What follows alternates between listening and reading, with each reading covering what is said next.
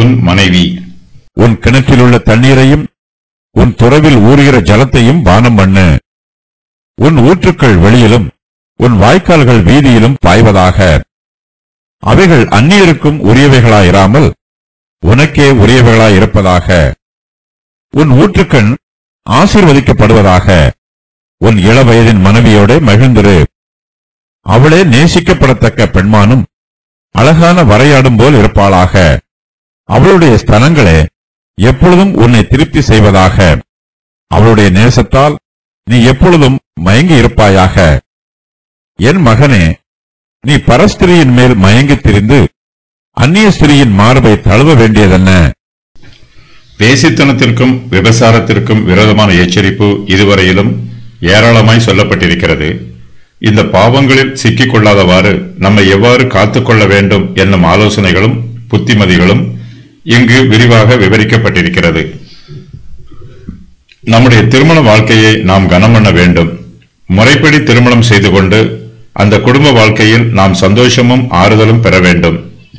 இதுவே பரிசுத்தமான ஜீவியம். நம்முடைய குடும்ப வாழ்க்கையில் நாம் திருப்தியோடு இருக்கும்போது நாம் அசுத்தத்திற்கு விலகி ஜீவிப்போம். கர்த்தர் மனுஷனை சிருஷ்டித்து இந்த பூமியில் பலுகி பெருகுமாறு கட்டளையிட்டிருக்கிறார். மனுஷருடைய தாம்பத்திய வாழ்க்கையை கர்த்தர் அனுமதிக்கிறார். நம்முடைய தாம்பத்திய வாழ்க்கைக்கு தடையாக கர்த்தர் ஒருபோதும் ஒன்றும் செய்வதில்லை. ஆனாலும் நம்முடைய குடும்ப வாழ்க்கை சந்தோஷமாக இருக்க வேண்டும் என்றால் கர்த்தருடைய பிரமாணத்திற்கு கீழ்ப்படிந்து நம்முடைய தாம்பத்திய வாழ்க்கையை அமைத்துக் கொள்ள வேண்டும். கர்த்தர் மனுஷருடைய எல்லா தேவைகளையும் சந்திக்கிறார். கர்த்தர் நம்முடைய சரீரத்தின் தேவைகளையும் புறக்கணிக்கவில்லை. மனுஷன் தனிமையாய் இருப்பது நல்லதல்ல என்று கர்த்தர் கண்டார். ஆகையினால் அவனுக்கு ஏற்ற துணையை உண்டாக்கினார். ஆதாமையும் ஏவாளையும் தாம்பத்திய உறவில் இணைத்தார்.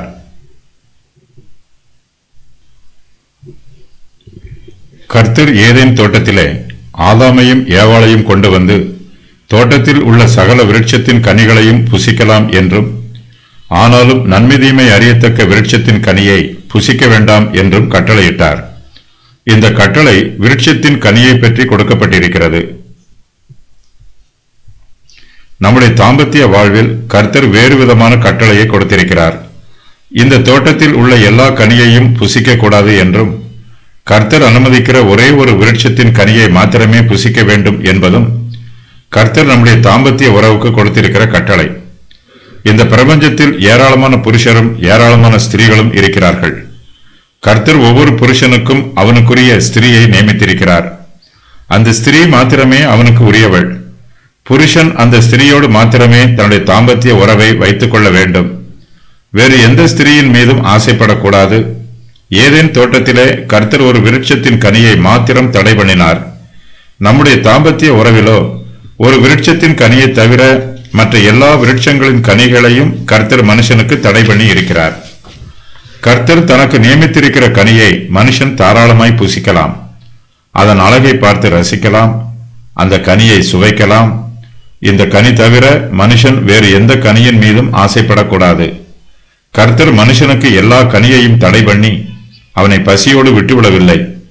வேகுவதை பார்க்கிலும் விவாகம் பண்ணுவது நலம் என்று அப்போஸ்தலர் பவுல் சொல்லுகிறார். வாலிபர்கள் விவாகம் செய்து தங்களுடைய தாம்பத்திய வாழ்க்கையில் சந்தோஷமும் திருப்தியும் அடைய வேண்டும். ஒரு மனுஷனுக்கு அவனுடைய மனைவி அவனுடைய கிணற்றில் உள்ள தண்ணீரை போலவும் அவனுடைய துறவில் ஊறுகிற ஜலத்தை போலவும் இருக்கிறாள்.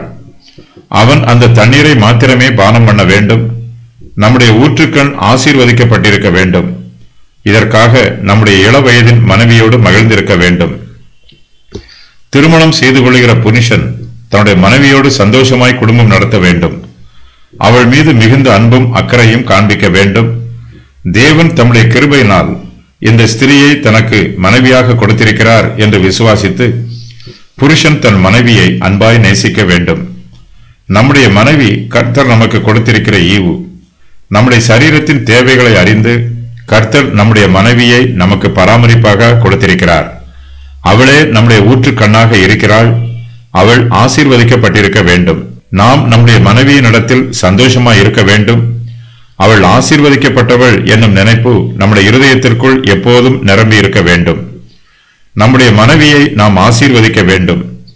நம்முடைய ஆசீர்வாதங்களுக்கு அவள் பங்காளியாய் இருக்க வேண்டும்.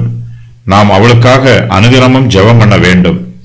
நம்முடைய இள வயதின் மனைவியோட நாம் மகிழ்ந்திருக்க வேண்டும். கணவனும் மனைவியும் ஒருவருக்கொருவர் இணைந்து தங்களுடைய தாம்பத்திய வாழ்க்கையில் சந்தோஷமாய் இருக்க வேண்டும் என்பது தேவனுடைய சித்தம்.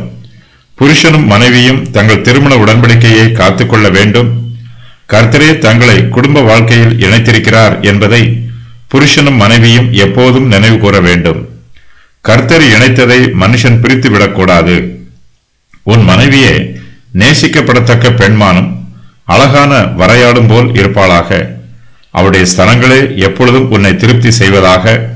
அவருடைய நேசத்தால் நீ எப்பொழுதும் மயங்கி இருப்பாயாக என்னும் ஆலோசனை மனுஷனுக்கு கொடுக்கப்பட்டிருக்கிறது. புருஷன் தன் மனைவியினிடத்தில் எவ்வளவு வேண்டுமானாலும் அன்பு கூறலாம். அந்த அன்புக்கு தடையும் இல்லை, வரையறையும் இல்லை. தாராளமாய் அன்பு கூறலாம். புருஷன் தன்னுடைய அன்பை மற்ற ஸ்திரீகளிடத்தில் பகிர்ந்து கொள்ளக்கூடாது. அவன் தன்னுடைய மனைவிக்கு உண்மை உள்ளவனாய் நடந்து கொள்ள வேண்டும். ஊற்றுக்கண் வாய்க்கால்களாக பாய்வது போல தாம்பத்திய வாழ்க்கையில் மனைவி பிள்ளைகளை பெற்றெடுப்பதற்கு வாய்ப்புள்ளது. நம்முடைய ஊற்றுகள் நம்முடைய வெளியிலும் நம்முடைய வாய்க்கால்கள் நம்முடைய வீதிகளிலும் பாய வேண்டும். புருஷன் தன்னுடைய மனைவியினிடத்திலும் தன்னுடைய பிள்ளைகளிடத்திலும் சந்தோஷமாய் இருக்க வேண்டும். அவர்களிடத்தில் அன்பு கூர்ந்து அவர்களை பராமரிக்க வேண்டும். நம்முடைய ஊற்றுகளும் நம்முடைய வாய்க்கால்களும் நமக்கே உரியவை. அவை அந்நியருக்கு உரியவைகளாய் இராமல் நமக்கே உரியவைகளாய் இருக்க வேண்டும். நம்முடைய மனைவியும் நம்முடைய பிள்ளைகளும் நமக்கே உரியவர்கள். ஏதேன் தோட்டத்திலே கர்த்தர் ஒரு விருட்சத்தின் கனியை ஆதாமுக்கும் ஏவாளுக்கும் தடை பண்ணினார். கர்த்தர் தடை பண்ணின கனிகளை அவர்கள் புசிக்க கூடாது. நம்முடைய குடும்ப வாழ்க்கையிலோ கர்த்தர் நமக்கு ஒரே ஒரு விருட்சத்தின் கனியை மாத்திரம் புசிப்பதற்கு அனுமதித்திருக்கிறார். மற்ற விருட்சங்களின் கனியை புசிப்பதற்கு நமக்கு அனுமதி இல்லை. கர்த்தர் அவற்றை நமக்கு தடை பண்ணி இருக்கிறார். கர்த்தர் தடை பண்ணியதை நாம் இச்சிக்க கூடாது. புருஷன் தன் மனைவியோட மகிழ்ந்திருக்க வேண்டும். அவருடைய நேசத்தால் அவன் மயங்கி இருக்க வேண்டும்.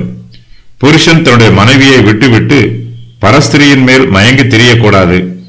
புருஷனுக்கு தன்னுடைய மனைவியே நேசிக்கப்படத்தக்க பெண்மானைப் போலவும் அழகான வரையாட்டைப் போலவும் இருக்க வேண்டும்.